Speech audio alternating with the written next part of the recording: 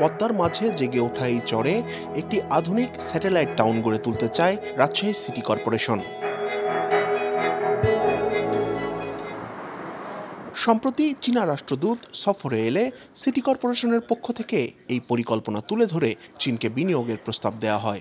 Tourism যে প্রমোশনটাই সেটি কি করা যায় সেটি নিয়ে তারা কাজ করবে।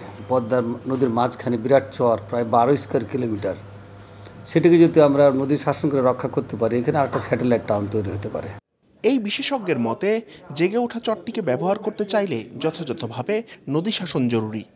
আমি যদি এই চরটার চারপাশটাকে স্টেবিলাইজ করতে পারি আর এই ধারটা যাতে না ভাঙে নিশ্চিত করতে পারি, এই ধারটা যাতে না ভাঙে নিশ্চিত, আমি ইঞ্জিনিয়ার, আপনি আমাকে বলেন যে এই সমাধান চাই, আমি আপনাকে সমাধান করে দেব।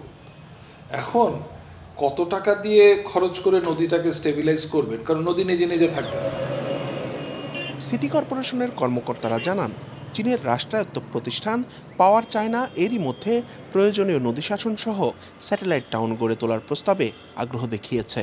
এ ব্যাপারে তাদের মধ্যে 3 বার বৈঠকও হয়েছে।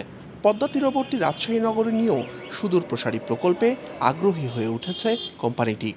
যে গণপরিবহন যে ব্যবস্থা, মানুষকে এক জায়গা থেকে আরেক জায়গায় নিয়ে যাওয়া সিটি কর্পোরেশনের দায়িত্ব, সেটিকে তারা এটি একটি ব্যবস্থাপনা তারা এটি করে দেবে। সেখানে রেল লাইন হতে পারে, মেট্রো রেল হতে পারে, এলিভেটেড এক্সপ্রেসও হতে পারে। তারা এই কাজগুলি তারা সম্ভবত জরিপ করছে।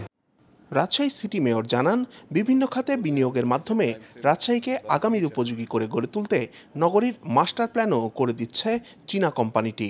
মাস্টার প্ল্যান তৈরি করার ব্যাপারে তারা সম্মত হয়ে তাদের প্রস্তুতি নিচ্ছে। কাজটা তারা যত শীঘ্র পারে তারা ধরবে। আমাদেরকে যে টাইম ফ্রেম তারা দিয়েছেন, তাতে এই বছর 2019 সালের সেপ্টেম্বর থেকে ডিসেম্বরের মধ্যে মাস্টার প্ল্যানের কাজটা তারা করে দেবে। মেয়র জানান, বিশ্বের বিভিন্ন দেশে বিনিয়োগের অভিজ্ঞতা সম্পন্ন পাওয়ার চায়না সবশেষ বৈঠকে শুধু নগরীই নয়, পুরো বিভাগেই বিনিয়োগের আগ্রহের কথা জানিয়েছে। শিবলী নোমান, যমুনা নিউজ, রাজশাহী।